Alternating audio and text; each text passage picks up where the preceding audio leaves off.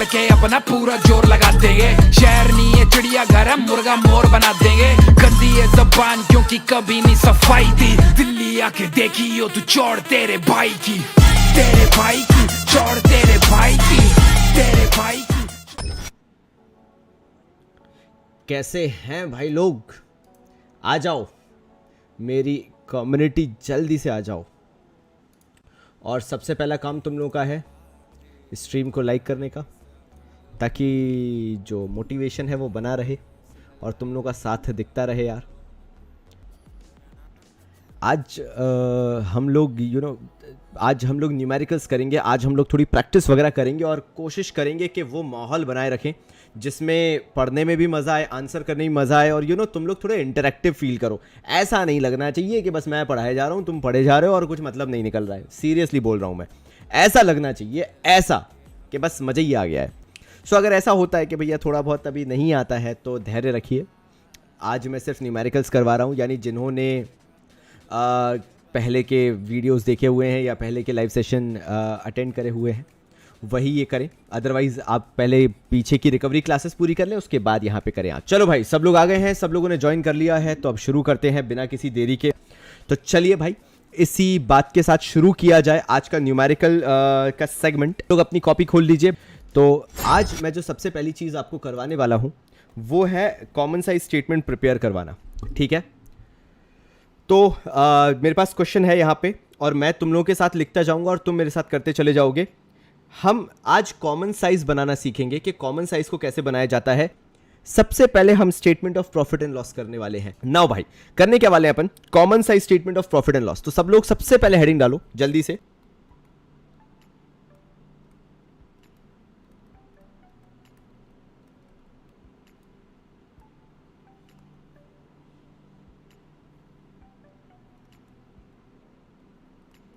ये आपकी पहली हेडिंग होगी।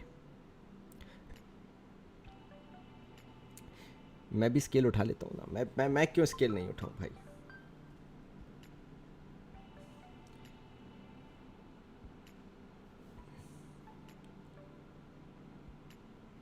गुड।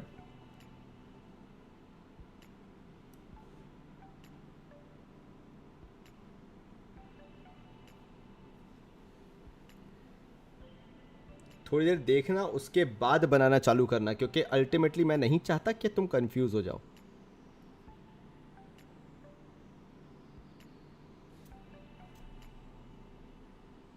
या दैट विल बेटर। देख रहे हो तुम मैं कितनी स्ट्रेट लाइन खींच रहा हूं? देख रहे हो? टैलेंट है मुझ में भी, ऐसा नहीं है।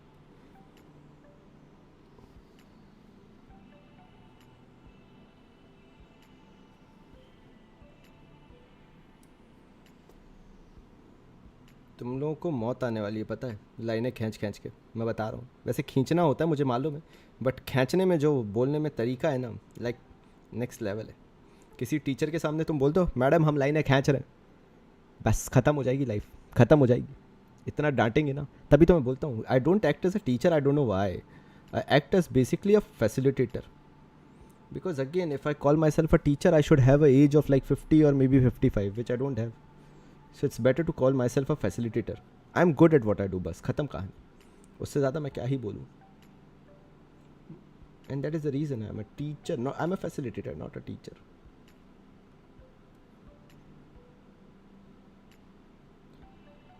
तो भैया ये, हाँ good. I hate this line joining, पता है? ये मुझे बचपन से इरिटेट करती है ये चीज़, जो लाइन ज्वाइन करने वाली बात होती है ना, ये बिल्कुल जो मैं लाइन ज्वाइन कर रहा हूँ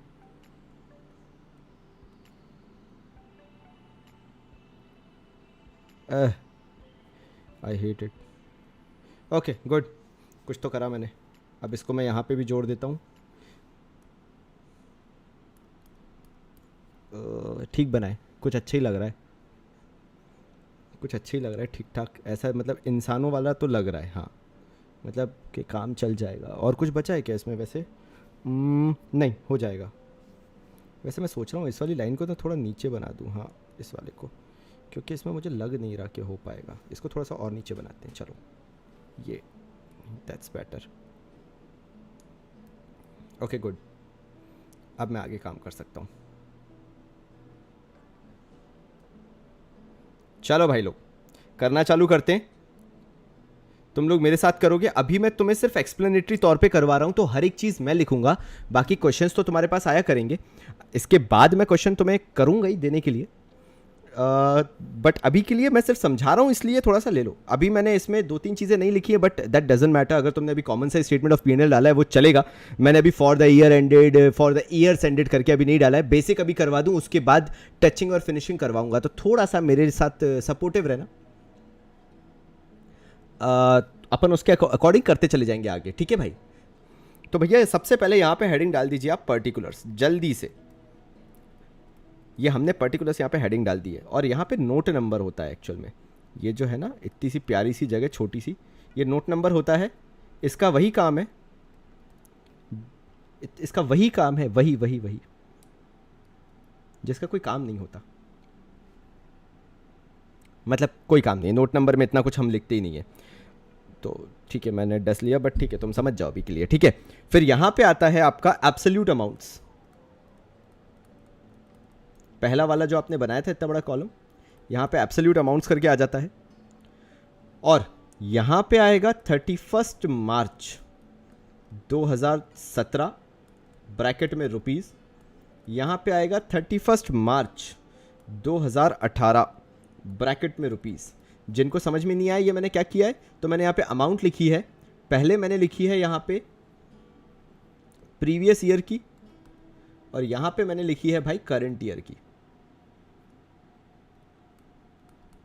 देख लेना, मैं थोड़ा बहुत इधर उधर जा रहा है, बट ऐसा ही है। प्रीवियस ईयर करंट ईयर लिखने की जरूरत नहीं, बट मैं समझाने के लिए तुम्हें लिख रहा हूँ कि जो फर्स्ट कॉलम होगा अमाउंट का वो प्रीवियस ईयर का होगा, जो सेकंड कॉलम होगा अमाउंट का वो बेसिकली करंट ईयर का होगा। Like ledger folio last year, yes, note number is like a ledger folio last year. बिल्कुल डेजी, बिल्कुल सही बोल रहे हो तुम। सो हमने एब्सोल्यूट अमाउंट लिख ली है। अभी पहले मैं एब्सोल्यूट अमाउंट ही लिख लेता हूँ थोड़ा सा समझाने के पर्पज से, सो दैट तुम्हें समझ में आ जाए कि अपन कर क्या रहे हैं, सो दैट अपन आगे भी बढ़ सकें। तो यहाँ पे जो शब्दावली का प्रयोग करने वाले हैं आप, उसको हम लोग रोमन नंबर कहते हैं। रोमन सभ्यता से उठाया गया है, तो हमने रोमन नंबर में फर्स्ट लिखा। और सबसे पहली चीज़, क्योंकि मैं आपको सिखा चुका हूँ पूरा का पूरा P&L अकाउंट कैसे बनता है, सबसे पहले आएगा आपका रेवेन्यू फ्रॉम ऑपरेशंस। ये हमने रेवेन्यू फ्रॉम ऑपरेशंस इसको उतार लिया, ठीक है भाई। ये आपको रेवेन्यू फ्रॉम ऑपरेशन जो है क्वेश्चन में गिवन होगा कि कितना कितना क्या क्या है। जैसे अभी मैं आपको बता देता हूं, क्वेश्चन में जो प्रीवियस ईयर और करंट ईयर है उसकी वैल्यू ऑलरेडी दी हुई है। तो mistakes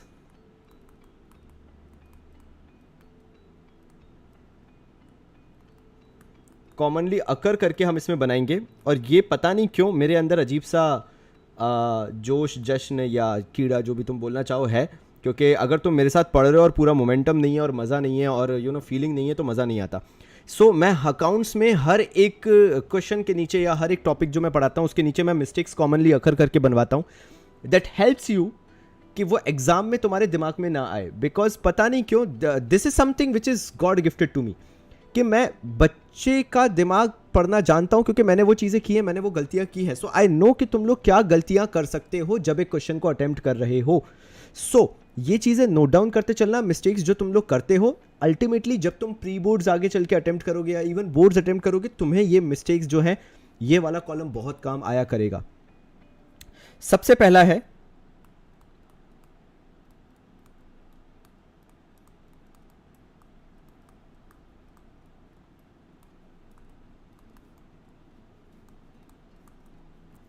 you have to write previous year first and current year later. ये सबसे पहली चीज आपको याद रखने वाली है, और ये सबसे बेसिक मिस्टेक है कि हम फिगर्स इधर के उधर कर देते हैं। ऊपर जो है ना, क्वेश्चन कंफ्यूज करने के लिए आपको पहले करंट ईयर के फिगर दे सकता है और बाद में प्रीवियस ईयर के फिगर दे सकता है। तो आपको ये थोड़ा सा देख के चलना है। एंड ये अक्सर गलती करते हैं वो बच्चे जो 70% के आसपास या 65% के आसपास ब्रैकेट में स्कोर करते हैं। वो लोग ये छोटी छोटी माइन्यूट चीज़ों पे ध्यान नहीं देते हैं। सो पहली कॉमन मिस्टेक है कि आपको ये नहीं करना है, मतलब ध्यान देना है इस चीज़ का, आपको नोटिस में रखना है कि प्रीवियस ईयर पहले आएगा और करंट ईयर बाद में आएगा। हमने लिख लिया यहाँ पे। ताकि हम जब क्वेश्चन में से उतारें तो हमें कंफ्यूजन ना हो कि हम क्या उतार रहे हैं। हमें मालूम है अच्छे से कि हमें पहले प्रीवियस ईयर लिखना है, बाद में हमें करंट ईयर लिखना है। तो प्रीवियस ईयर की यहाँ पे वैल्यू दी हुई है 7,50,000, ये मैंने 7,50,000 लिख दिया, और करंट ईयर की वैल्यू दी हुई है 10 लाख। ठीक है भाई, मैं इसमें अब आपको रेवेन्यू फ्रॉम ऑपरेशन पूरा करके दिखा रहा हूं। यहां का मैं परसेंटेज आपको निकाल के दिखाने लगूंगा भाई। आगे का मैं यहां पे लिख देता हूं परसेंटेज। आप चाहे तो टिपिकली उसको PERCENTAGE लिख सकते हैं, लेकिन मैं थोड़ा सा इसको अभी परसेंटेज इस तरह से लिख रहा हूं, percentage of revenue, I don't have place for operations, चलो ठीक है, percentage of revenue from operations.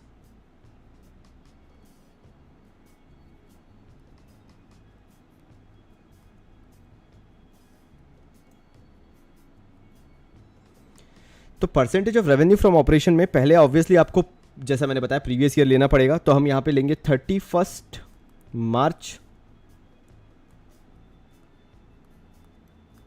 2017, फिर 31 मार्च 2018, ये हमें परसेंटेज निकालने हैं। अब याद रखना, percentage of revenue from operation मैं आपको कंपैरेटिव नहीं करवा रहा, सबसे पहले मैं आपको कॉमन साइज करवा रहा हूं। और याद रखना, जब आप स्कूल जाओगे तो आपको पहले कंपैरेटिव करवाया जाएगा। बाबा जी को पर्सनली लगता है कि पहले कंपैरेटिव करना गलत है, क्योंकि पहले आसान सी चीजें सीखो, उसके बाद थोड़ी सी वैसी चीजें सीखना चालू करो। तो मैंने आपको बताया था,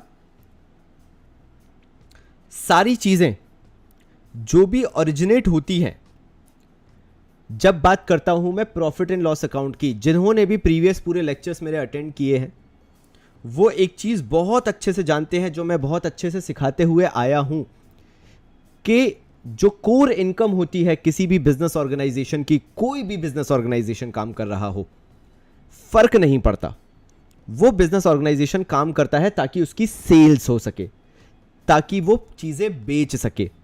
तो यानी sales is everything for the business, doesn't matter what. अगर सेल्स ही नहीं होगी तो किसी और चीज के होने का मतलब भी नहीं है। तभी रेवेन्यू फ्रॉम ऑपरेशन को सबसे टॉप पे लिया जाता है। सो सेकंड थिंग, मिस्टेक नहीं करनी है जो, या याद रखने वाली चीज जो है, एवरीथिंग अंडर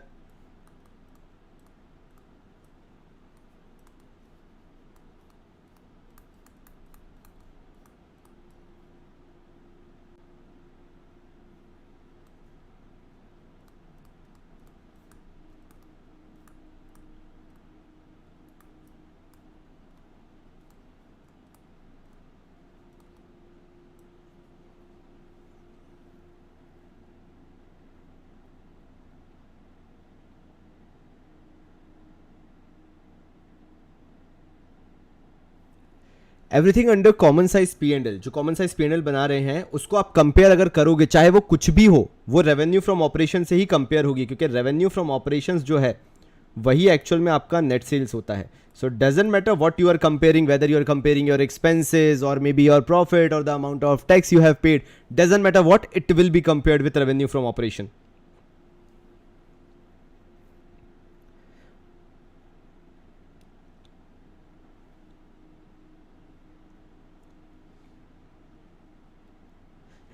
तो रेवेन्यू फ्रॉम ऑपरेशन मैंने लिखा।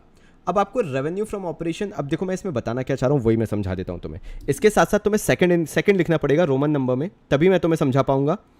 पहले वाले पॉइंट से मैं नहीं समझा सकता, इसलिए मैंने बोला था इसको ब्लैंक छोड़ देना। जो ये परसेंटेज वाला फंडा है इसको अभी अपन ने ब्लैंक छोड़ के रखा हुआ है। सेकेंड अपन लेके चलते हैं अदर इनकम। अदर इनकम के अंदर पहले दी हुई है यहां पे 75,000 और दूसरा दिया हुआ है 1 lakh rupees. 75,000 and 1 lakh rupees.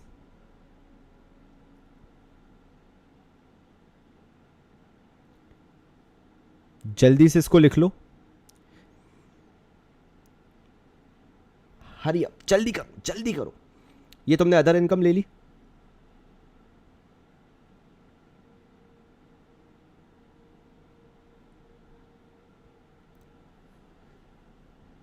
अब मैं तुम्हें बताऊंगा कि तुम लोगों को चेंजेस कैसे निकालने हैं या कैसे कंपैरिजन करना है।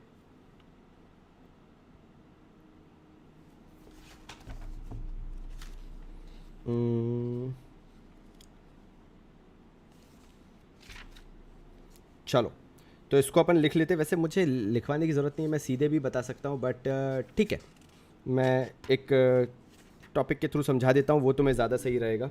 सो बेसिकली अगर मुझे निकालना है एब्सोल्यूट चेंज, बेसिकली मुझे कॉमन साइज का फिगर निकालना है, तो मुझे क्या करना पड़ेगा,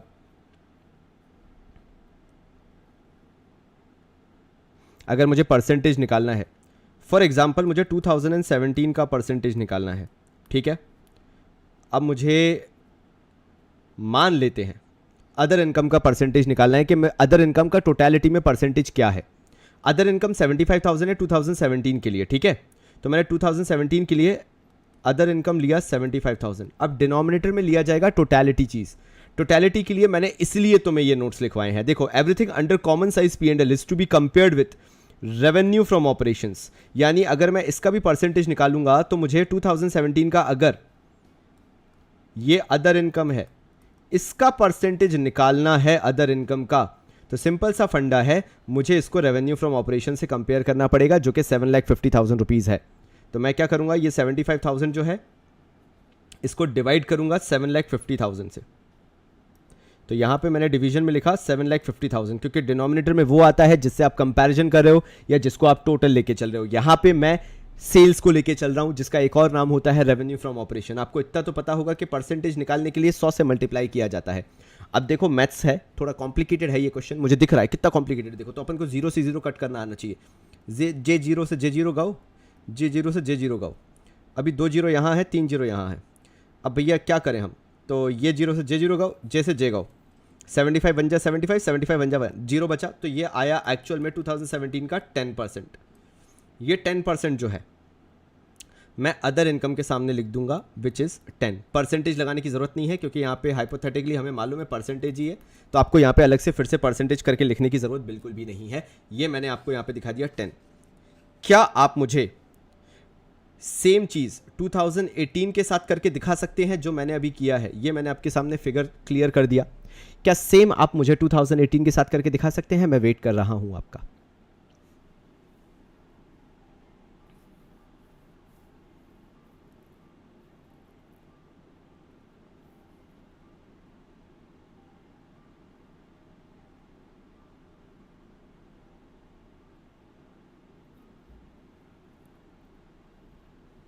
वेरी गुड, बहुत शानदार, बहुत ही शानदार।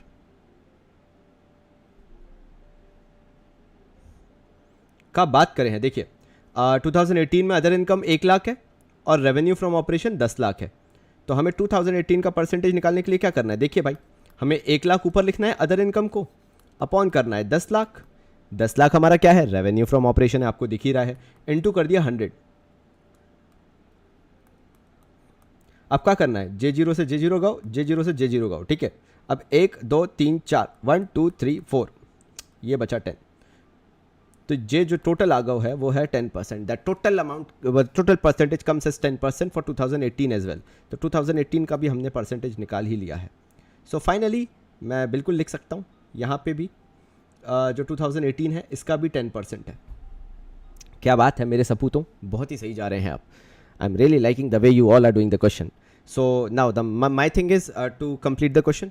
ऐसी रेवेन्यू फ्रॉम ऑपरेशन का अगर मुझे निकालना पड़े परसेंटेज, देखो यार, अब मैं तुम्हें लॉजिकली समझा सकता हूँ। यहीं पे तुम लोग गलती कर देते हो कि यहीं पे तुम्हें अधिकतर लोग समझाने में गलती कर देते हैं। मैं यहाँ पे बुराई नहीं कर रहा, क्रिटिसाइज नहीं कर रहा, मैं जानता हूँ कि तुम लोग का माइंड क्या है, बस that is something which is God gifted to me. अब अगर मैं तुम्हें रेवेन्यू फ्रॉम ऑपरेशन पहले समझाता तो वहां तुम कंफ्यूज हो जाते कि कौन सी बात कर रहे हो भैया, क्या बात करना चाह रहे हो ना। अब मैं तुम्हें अगर रेवेन्यू फ्रॉम ऑपरेशन का परसेंटेज निकाल के बताऊंगा तो तुम सब भी एक्सेप्ट कर लोगे, अच्छा ऐसे होता है। So a teacher has to play with the psychology of the student. कैसे? देखो, now I have to calculate the revenue from operation का परसेंटेज, ठीक है भाई। मैं कैसे कैलकुलेट करूंगा रेवेन्यू फ्रॉम ऑपरेशन का परसेंटेज? सबसे पहले 2017 का परसेंटेज मुझे कैलकुलेट करना है, ठीक है।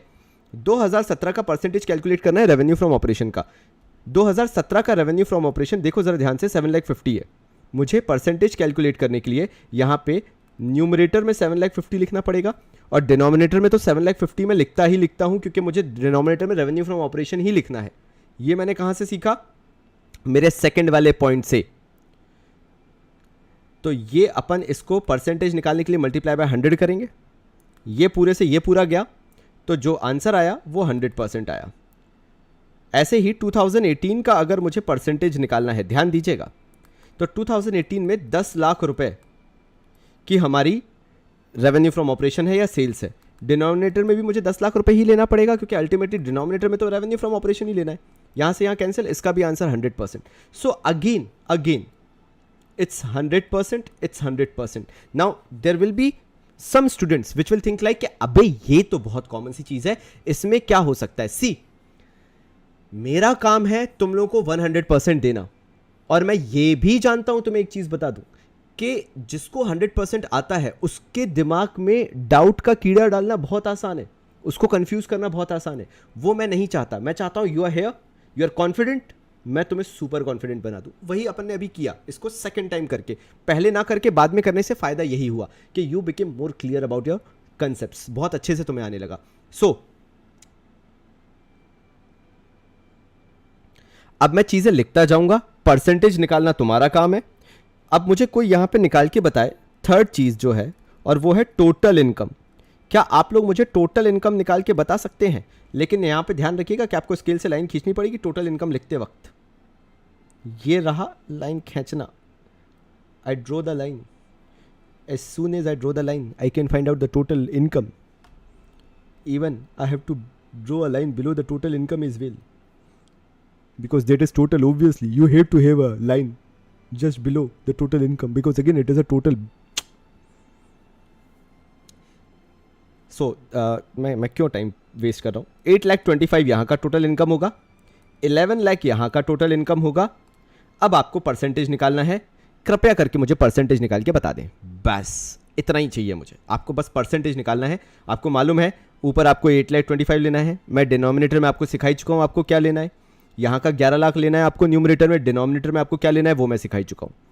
तो कृपया करके मुझे 17 का और 18 का परसेंटेज निकाल के बता दें, बस मेरी इतनी ही ख्वाहिश है।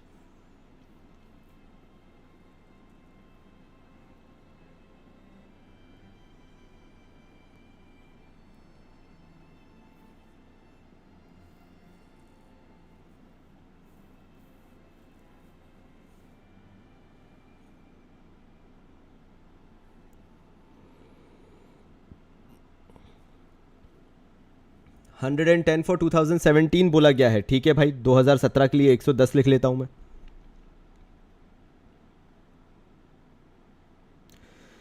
तो मैं आगे बढ़ सकता हूं, मैं आगे बढ़ सकता हूं और आगे बढ़ सकता हूं।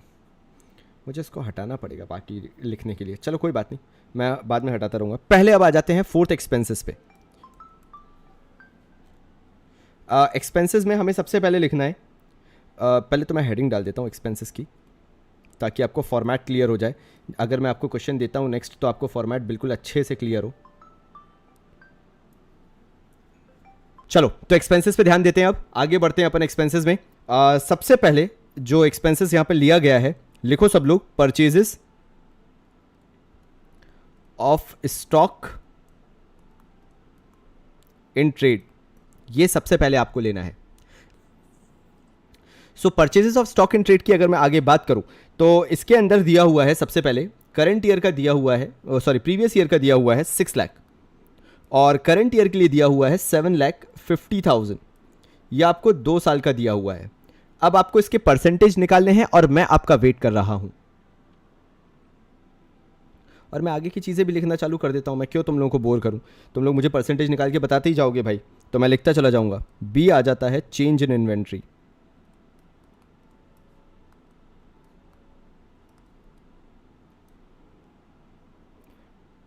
यहां पे 10,000 है, एंड देन इट्स नेगेटिव 50,000।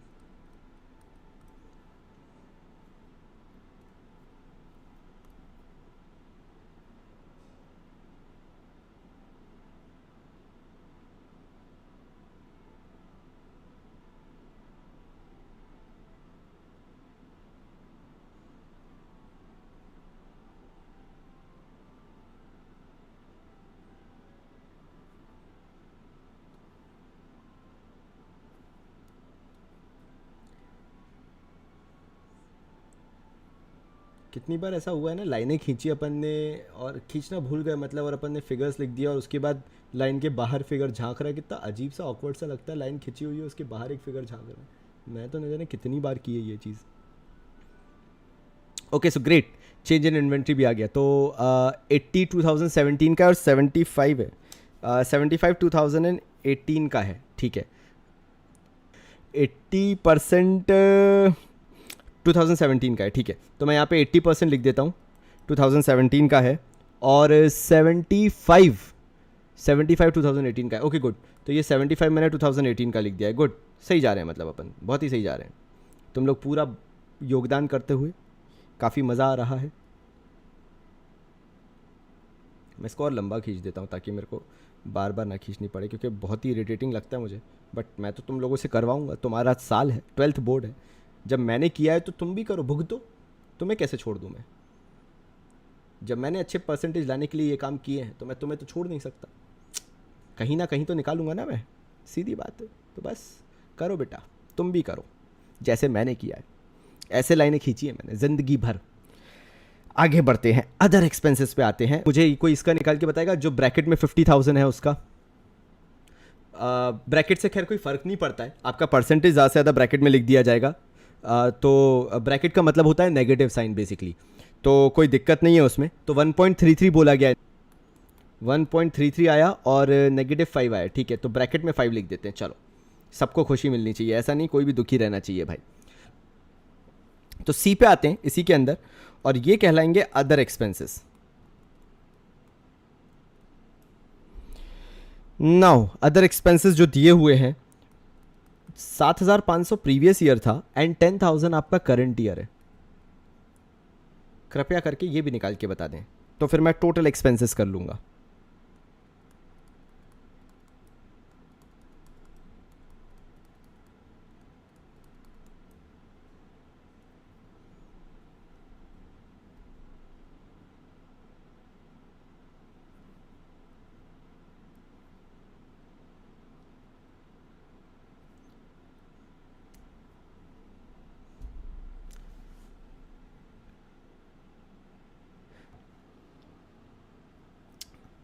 ठीक है, 1%। आराम से करो मोहम्मद सैम, कोई जल्दी नहीं है भाई, कोई जल्दी नहीं है।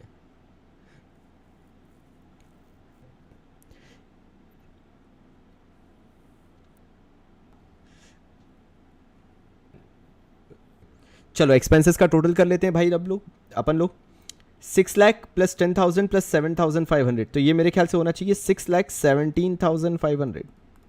ये मैंने लिख दिया है एक्सपेंसेस का टोटल।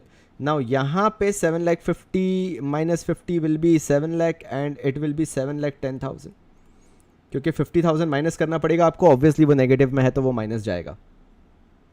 अब आपको पता है टोटल एक्सपेंसेस का भी परसेंटेज कैसे निकाला जाएगा। सिंपली 6,17,500, ये जो टोटल एक्सपेंसेस हैं इसको आपको डिवाइड करना पड़ेगा रेवेन्यू फ्रॉम ऑपरेशन से उसी साल के। 7,10,000 इसको भी डिवाइड करना पड़ेगा रेवेन्यू फ्रॉम ऑपरेशन उसी साल के, यानी 10 लाख रुपए और 7.5 लाख रुपए, ये जो ऊपर दिया हुआ है। और कृपया करके निकालना चालू करिए आंसर।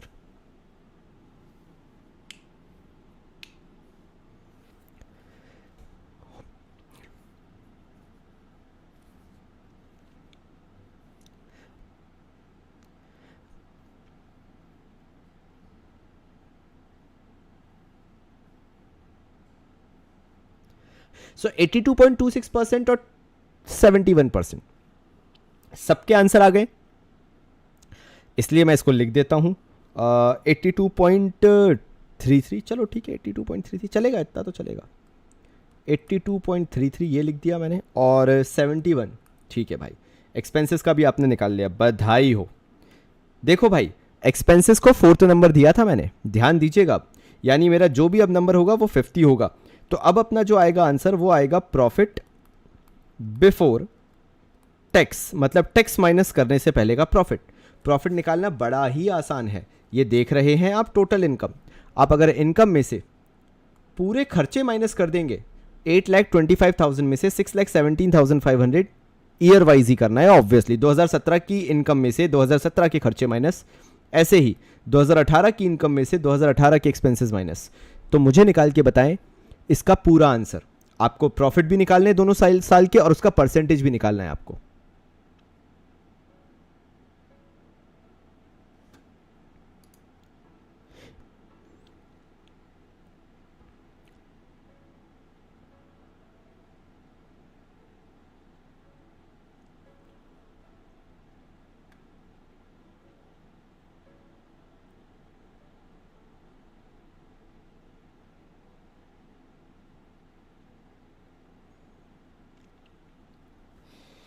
सो प्रॉफिट 2,17,500 तो गलत लग रहा है।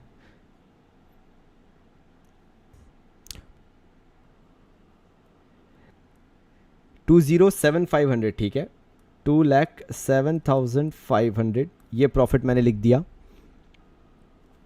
एंड दूसरा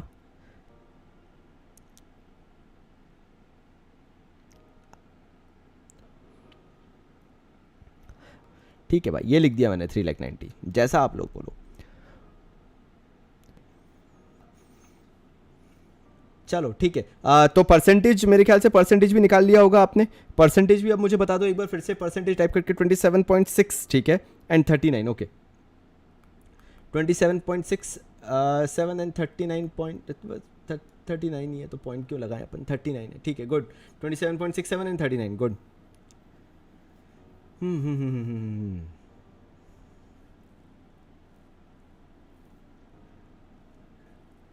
39% 2018 सही जा रहे हैं। वाह वाह, क्या बात है, क्या बात है,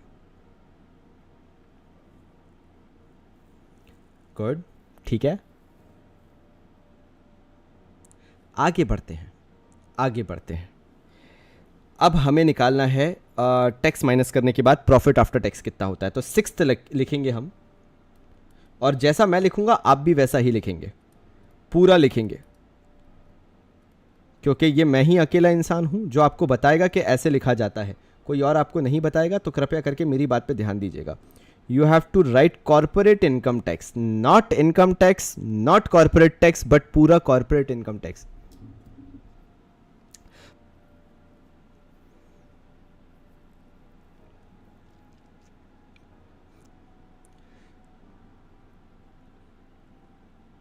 ठीक है, तो आगे बढ़ते हैं। कॉर्पोरेट इनकम टैक्स आपको निकालना है, और कॉर्पोरेट इनकम टैक्स का जो परसेंटेज दिया हुआ है क्वेश्चन में वो है 50% का। जो टैक्स है मतलब दैट इज 50%। तो क्या आप लोग 50% टैक्स निकाल सकते हैं? अगर किसी को डाउट है कि 50% किसका निकलेगा, तो भैया टैक्स 50% निकलता है जो प्रॉफिट बिफोर टैक्स है उसका 50%। जैसे यहाँ पे प्रॉफिट बिफोर टैक्स आ चुका है 2,07,500 एंड 3,90,000, ये आपको दिख रहा होगा यहाँ पे। तो इसका 50% टैक्स चार्जेबल है।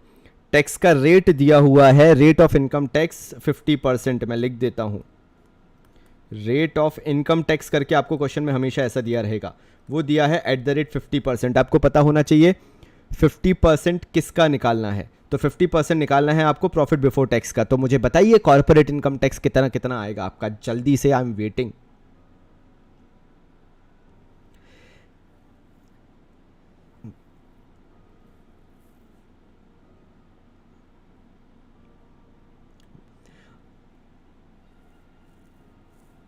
ये मैं लिख देता हूं यहाँ पे, कॉर्पोरेट इनकम टैक्स 1,03,750, क्योंकि अधिकतर बच्चों का 2017 के लिए 1,03,750 आ रहा है, तो वो सही है।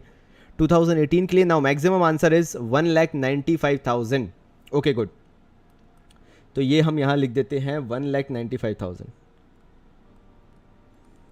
ठीक है, तो 1,95,000 ये लिख लिया अपन ने। तो भाई इसी खुशी में परसेंटेज भी निकाल दो इनका। अगेन आपको मालूम है डिनोमिनेटर लेना है रेवेन्यू फ्रॉम ऑपरेशन, तो लो denominator revenue from operation 1,03,750 divided by revenue from operation 1,95,000 divided by revenue from operation into 100, percentage निकल आएगा। कृपया करके जल्दी से परसेंटेज निकाल के बताएं मुझे।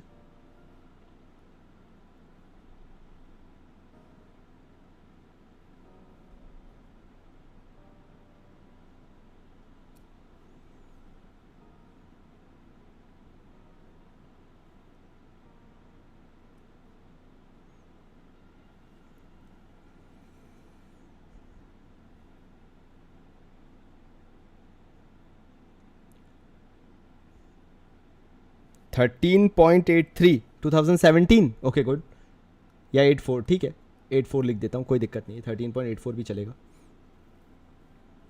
एंड 19.5, ओके 19.5 भी लिख देते हैं भाई, ये लीजिए 50, मैंने भी लगा दिया 0, 13.8, ओके गुड।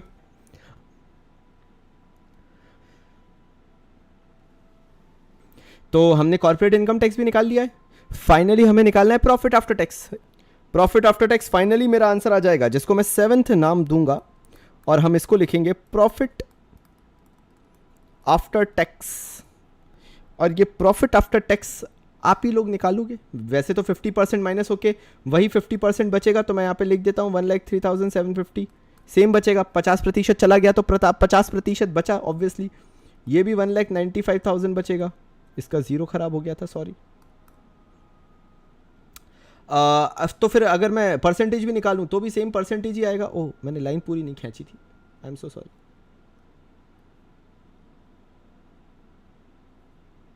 डबल लाइन कर देना, क्योंकि ये फाइनल आंसर है। और अगर आपने किसी ने आपको बताया नहीं तो मैं बता देता हूँ, डबल लाइन हमेशा फाइनल आंसर के नीचे ही होती है। अगर वो फाइनल आंसर है तो ही डबल लाइन होगी, वरना डबल लाइन नहीं होती है। तो अगर इसके भी सिंपल परसेंटेज निकालता हूँ मैं, 1,03,750 और 1,95,750 दोनों को मैं डिवाइड करता हूँ उनके रेवेन्यू फ्रॉम ऑपरेशन से, तो जो परसेंटेज आएगा अगेन सेम आएगा 13.84 और 19.50। ये हमारा फाइनल, मैं अपने साइन क्यों कर रहा हूँ, मैं आंसर लिखने वाला था। ये हमारा फाइनल आंसर हो गया है भाई, ये हमारा आंसर है।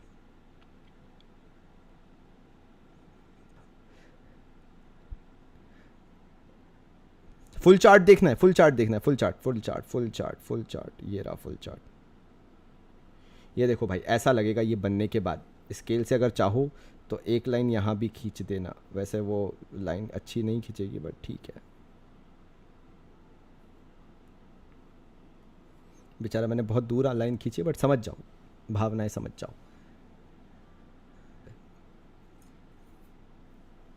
कॉर्पोरेट इनकम टैक्स ब्रैकेट में आ सकता है, बिल्कुल बिल्कुल आ सकता है, बिल्कुल आ सकता है। ये लो ब्रैकेट में लिख देते हैं, कोई इसमें कोई ऐसी बुरी बात थोड़ी ना। आप चाहो तो पूरा लिख सकते हो उसको ब्रैकेट में, वो भी दिक्कत नहीं है, लेकिन बिकॉज इट इज़ लेस तो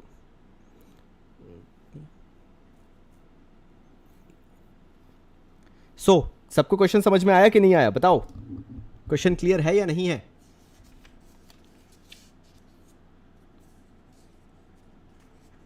अच्छा, राइटिंग बड़ी अच्छी आ रही है, वाह क्या बात है, क्या बात है। बस मैं 7वें आसमान पे चढ़ गया अगर मेरी राइटिंग की बस तारीफ हो गई तो। ये हो गया हमारा क्वेश्चन, जिसमें हमने सीखा कि हमें कॉमन साइज कैसे बनाया है। अभी हमने कंपैरेटिव नहीं सीखा है, हमने अभी ध्यान दिया है सिर्फ और सिर्फ कॉमन साइज पे, बिकॉज ये बेसिक है। जिसको ये आ गया, कंपैरेटिव और अच्छे से आ जाएगा। ये चीज आना बहुत जरूरी है। ब्रैकेट का फंडा अभिरूप ने पूछा है, तो ब्रैकेट का फंडा ये है भाई कि ब्रैकेट में चीज़ें जो हैं वो माइनस को शो करती हैं, नेगेटिव को शो करती हैं, इसलिए वो ब्रैकेट में लिखा जाता है।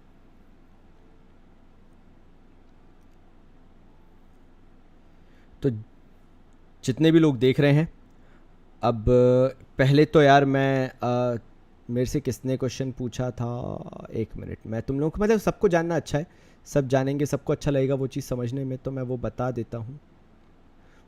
जस्ट वेट अ मिनट, कहाँ है, ओके। मुझसे हार्दिक सैनी ने पूछा था, एक चीज़ पूछी थी कि उसने 11th में पढ़ रखा है। ये तुम लोग सुन लो ज़रा, क्योंकि तुम सबके लिए सुनना ज़रूरी है। ऐसे छोटे छोटे डाउट्स आते ही आते हैं। मान लो मेरा प्रॉफिट हुआ था 1 लाख रुपीज़ का, ये मेरा प्रॉफिट था। आपको पता होगा प्रॉफिट का नेचर होता है credit, all incomes and gains are credited. 1 lakh रुपए का अगर मेरा प्रॉफिट है, अगर मैंने उसमें से कोई भी प्रोविजन बनाया, ठीक है भाई, तो वो प्रॉफिट को बट ऑब्वियसली कम करेगा। से मैंने प्रोविजन बनाया 20,000 का, और वो प्रोविजन है for doubtful debt.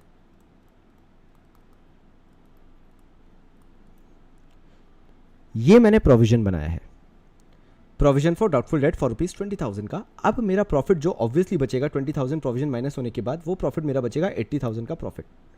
Now I have 2 options यहाँ पे हार्दिक, ध्यान देना। अगर वो मेरा एक्सपेंस है तो एक्सपेंस मतलब राइट ऑफ होके प्रॉफिट कम हो गया, but if it's not an expense, मैं आपको ये बहुत सिंपल सी लैंग्वेज में समझा देता हूँ, बहुत सिंपल लैंग्वेज में, या तो चीज़ें मेरा एक्सपेंस होती है या तो चीज़ें मेरी लाइबिलिटी होती है। आपने 11th में पढ़ा होगा या इस तरीके से नहीं पढ़ा तो सुन लो मेरी बात। If expense which is not being paid becomes a liability, if salary is being paid it is an expense, if salary is not being paid it becomes a liability, outstanding expenses बन जाता है। So simple सी चीज है, अगर कोई खर्चा खर्च हो गया ओके माइनस कर दो, अगर कोई खर्चा खर्च नहीं हुआ है वो ऑटोमेटिकली लाइबिलिटी बन जाता है। तो इनडायरेक्टली देखा जाए तो अभी मेरी जेब में पूरे 1 लाख रुपए ही हैं हार्दिक भाई, और बाकी सबसे भी बात कर रहा हूँ, अकेले हार्दिक भाई से बात नहीं कर रहा। अभी भी मेरे पास 1 लाख रुपए हैं, फ़र्क सिर्फ इतना आ गया है कि प्रॉफिट में बचा है सिर्फ 80,000 रुपीज़, और वो बाकी 20,000 रुपीज़ जो है उसका मैंने एक प्रोविज़न बना के डाल दिया है। ये मेरा प्रोविज़न हो गया है। तो प्रॉफिट बचा मेरा 80,000 और बाकी प्रोविज़न में चला गया 20,000। नाउ ऑब्वियसली अगर प्रोविज़न मेरा खर्चा नहीं है तो क्या हो गया, जैसा मैंने सिखाया, एक लायबिलिटी हो गया। एक लायबिलिटी हो गया इन द सेंस मैंने उसको सेव करके रख लिया कि अगर फ्यूचर में कोई खर्चा आता है, अगर फ्यूचर में कुछ ऐसा एक्सपेंस आता है, अगर फ्यूचर में बर्डन पड़ता है तो मैं इसमें से यूज़ कर लूँगा। ये सेम वही चीज़ है कि मैं फ्यूचर के लिए अपनी गुल्लक में पैसे जमा करके रख रहा हूँ। मैंने अब हार्दिक, मैं इसको बिल्कुल तुम्हारे लेवल पे आके समझा रहा हूँ, बिल्कुल बेसिक लेवल पे आके। मैंने प्रॉफिट लिया, मतलब मेरे को मम्मी ने पॉकेट मनी दी 1000 रुपीज़ की, 1000 रुपये मेरे पास आ गए। अब मैंने माइंड में इमेजिनेशन बना ली। इमेजिनेशन क्या बनाई, अच्छा यार 500 का पिज़्ज़ा मंगवा लूँगा, 500 रुपीज़ का पिज़्ज़ा हो गया, 200 रुपये का मोबाइल रिचार्ज कराना है, तो यार मेरे पास तो ले दे के 300 रुपये ही बचेंगे, 300 रुपीज़ ही बचेंगे। लेकिन अभी क्योंकि जैसे सिचुएशन चल रही है बाहर, तुम कुछ नहीं कर सकते, कुछ भी नहीं कर रहे हो, तो ये तुम्हारी इमेजिनरी सिचुएशन है कि the left over amount which you have is just 300 rupees because you have to spend the amount on pizza as well as on mobile recharge. है तुम्हारे पास 1000 रुपये, बस तुमने उसे अलग अलग डिवाइड करके रख लिया है। तो ये हुआ क्या, सारी चीजें क्रेडिट साइड ही फॉलो हो रही हैं। तुम्हारे पास है अभी भी 1000 रुपये, बस तुम उसे डिस्टिंक्शन करके बता रहे हो, अच्छा 300 रुपीज़ का प्योर या कोर प्रॉफिट कह सकता हूं, बाकी 200 rupees provision for mobile recharge, बाकी 500 rupees provision for pizza. Indirectly 1000 रुपये हैं, बट बाकी आपने डिवाइड करके रखा है तो आप उसको प्रोविजन बोल सकते हो। ये चीज होती है, इसलिए बोला जाता है डेबिट करने का मतलब क्या होता है, I am reducing the amount of profit, and इसलिए उसको डेबिट किया जाता है कि डेबिट का मतलब होता ही ये है कि आपने प्रॉफिट को कम किया है। लेकिन वो डेबिट कहां गया वो आपके ऊपर है, आप उसे कहां करके लाते हो या कहां पे एडजस्ट करते हो वो आपके ऊपर है। ठीक है भाई हार्दिक भाई, I have kept my pinky promise. Tell me, आपको समझ में आया या नहीं?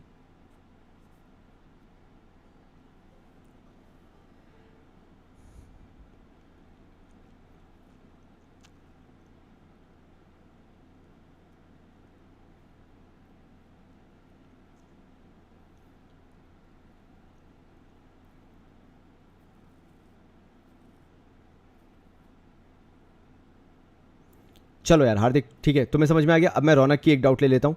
रौनक ने बोला है डेप्रिसिएशन डायरेक्ट है या इनडायरेक्ट है। देखो भाई, डेप्रिसिएशन जो है, अगर टिपिकली तुम मुझसे अकाउंटिंग टर्म में पूछो तो मैं तो उसे हमेशा डायरेक्ट ही बोलूँगा, क्योंकि डेप्रिसिएशन का मतलब मशीन की वैल्यू में फॉल आना, और मशीन की वैल्यू फॉल आने का रीज़न होता है, आपने डेप पढ़ा होगा, depreciation is caused by regular wear and tear due to the use and production. Basically आप प्रोडक्शन में यूज़ कर रहे हो, उसके कारण मशीन की वैल्यू में फॉल आता है।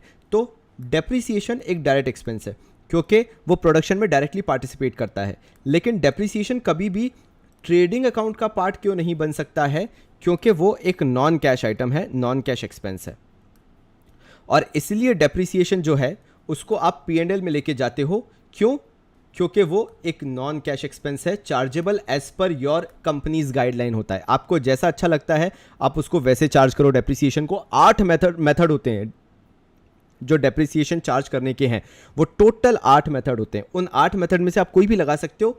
वो आप कहां कर सकते हो, P&L में, कि आप डेप कैसे लगा रहे हो। तो dep, yes it is an direct expense, not indirect, direct expense, but at the same time it is a non cash expense. ये एक नॉन कैश एक्सपेंस है, इसलिए नॉन कैश होने के कारण ही वो P&L में जाता है। मशहूर गुलाटी भाई, मैं आपको बिल्कुल बताऊंगा कि क्या डिफरेंस है, लेकिन तब जब मैं आपको करवाना चालू करूंगा। क्या? कंपैरेटिव, उसके बाद ही। प्रणव जूनियर ने पूछा है डिस्कॉर्ड में, सॉरी मैराथन में क्या पर्क्स हैं। मैराथन का ग्रुप और ज़्यादा एक्टिव है, मैराथन का भी डिस्कॉर्ड चैनल है, तो मैं अभी वो बताने भी वाला हूँ एक डिस्कॉर्ड चैनल में हम क्या करने वाले हैं।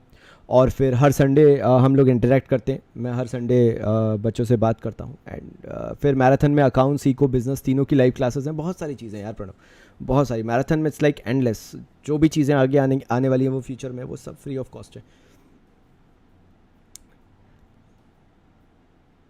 हाँ, अगर MCQ आता है डायरेक्ट लिखो डेप्रिसिएशन को, बिल्कुल डायरेक्ट लिखो, बिल्कुल डायरेक्ट लिखो। TS गिरवाल में आपका नाम देखा and got that I made a good choice, thank you so much. बहुत हार्डशिप के बाद वो नाम मुझे TS गिरवाल बुक में मिला है। And I am the only faculty across India जिसकी TS गिरवाल बुक की CBSE बुक में भी नाम है और ISC बुक में भी नाम है। I am the only one. I feel so good about it, I feel so good about it. तो मिलता हूँ तुम सबसे अगले क्लास में, तब तक के लिए बहुत सारा प्यार और बाबा जी की तरफ से धन्यवाद। रचे करते भाइयों पे रखते पूरा स्टाइलों के, जिला देखे साइडों के, किला बेचा 2.5 के। अरे ये जो घूमते हैं झाइयों में हाइयों के, बांसुरी बजेगी अंदर जाएंगे जब पाइप मोटे। जिसके ज्यादा दर्द हो उसके पहले धर दो, लड़के पूरा साथ देंगे सही हो या गलत हो। भाई पे है अल्टो और मैडम मांगे अल्डो, मैंने बोला दीदी पहली फुर्सत में निकल लो।